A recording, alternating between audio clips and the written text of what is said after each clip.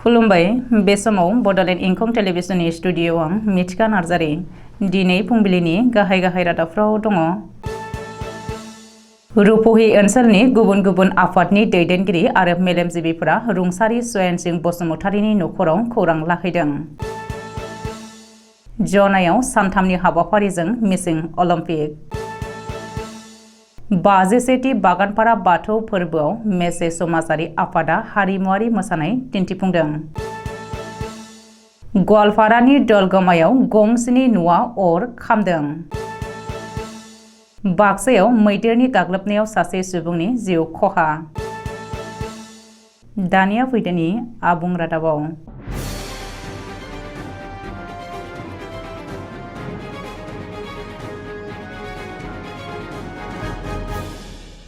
21 October मोनानि 7 रिंगासो समाव bike आरो स्कुटिनि गेजेराव मोखांजों मोखां सौग्रावलायनायनि जाहोनाव जिउ गोमानाय रुपहि बागमारानि 57 बोसोर बैसोनि स्वयं सिंह बसुमतारीनि नखराव थांनानै नखरनि सुबुंफोरजों दुखु फोरमायदों।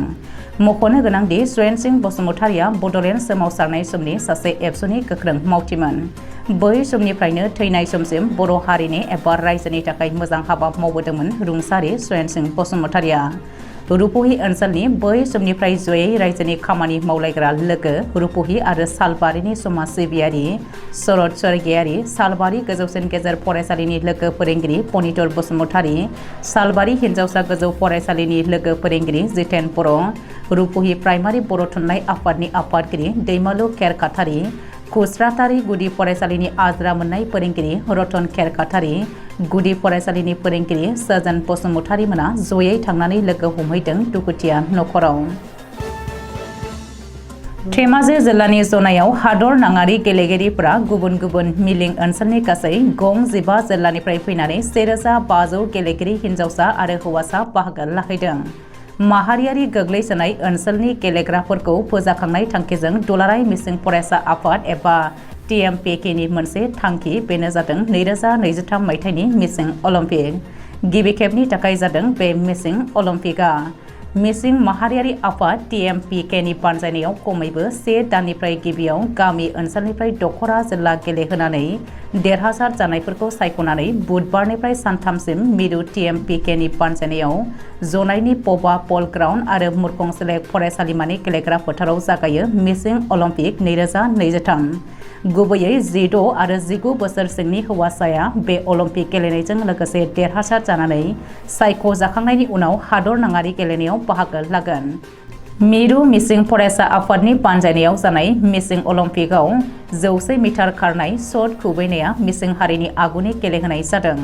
गिबि मिसिं अलिम्पिक गेलेनायाव गाहाय आलासि महरै हादर नाङारि गेलेगिरि हिमा दासआ बाहागो लादों। लोगोसे आसाम सरकारनि मन्त्रि बिमल बरा, MP प्रधान बरुवा, MLA पुबन पेगु, गितार्थ गच्छामी, आसाम अरुणाचलनि माहारियारि आफादनि दैदेनगिरिफ्राबो बाहागो लादोंमोन। हारिमुआनो मोनसे हारिनि आयना। हारिमुआनो मोनसे हारिनि सिनायथिखौ बुहुमाव आबुङै सिनायथि होयो।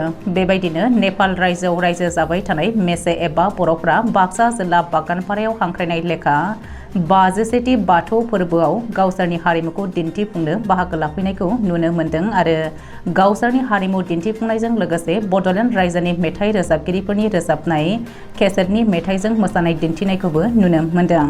बे बाथौ फोरबोआव लोब लोब नायगिरिफोरनि बाहागो लानायजों गुबुन गुबुन हान्जानि खेराइ मोसानाय, हारसिं केसेटनि मेथाइजों मोसानाय बादायलायनाय, मेथाइ रोजाबनायजों लोगोसे गुबुन गुबुन बर'नि जाखांफुनाय आरो गागि महरगिरिफोरनि फाव खालामनायजों दिहुनजानाय बर' सावथुन दिन्थिफुंनायखौबो नुनो मोन्दों।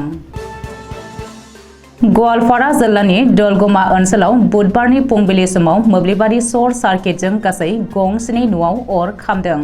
जाहोनाव लाख लाख रांनि खहा जादों होननानै शिलंआव फोरमायदों। अदेबानि बे जाथायाव रावनिबो जिउ खहा जायाखै होननानै मिथिनो हादों। बाक्सानि भारत भुटान सिमनायाव मैदेरनि गाग्लोबनाय जाथाय।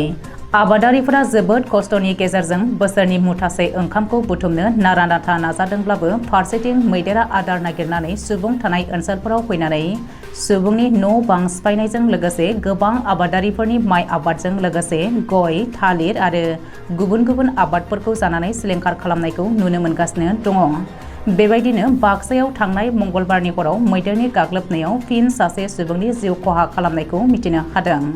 जिउ गोमानाय सुबुंनि मुंखौ प्रदीप बर' होननानै मिथिनो मोननाय जादों। मिथिनो हानाय बायदिब्ला मोनाबिलिनि 7 रिंगायाव मासे हाग्रानि मैदेरा बिलपार गामियाव हाबफैनायाव गामिनि रायजोफोरजों लोगोसे प्रदीप बर'आबो मैदेरखौ होहरनो ओंखारलांदोंमोन। नाथाय मैदेरा उल्थायै होसोबोनानै प्रदीप बर'खौ गाग्लोबनानै जायगायावनो जिउ फोजोबो। बे जाथायनि सोमोन्दै खौरां मोननानै हाग्रा बिफानजों लोगोसे बागानपारा आउटपस्टनि पुलिसफोरा जाथायसालिनिफ्राय गोथै देहाखौ बोखांनानै थानासिम लानानै थाङो। मख'नो गोनांदि थांनाय दानथामसोआव बाक्सा जिल्लानि सा भारत भुटान सिमना ओनसोलाव मैदेरनि गाग्लोबनायजों गासै 4 सुबुङा गावनि आगोमा जिउखौ खोमानानै लानो गोनां जादों होननानै मिथिनो मोन्दों। दिनै फुंबिलिनि रादाबा एसेनोसै। गोजोन्थों।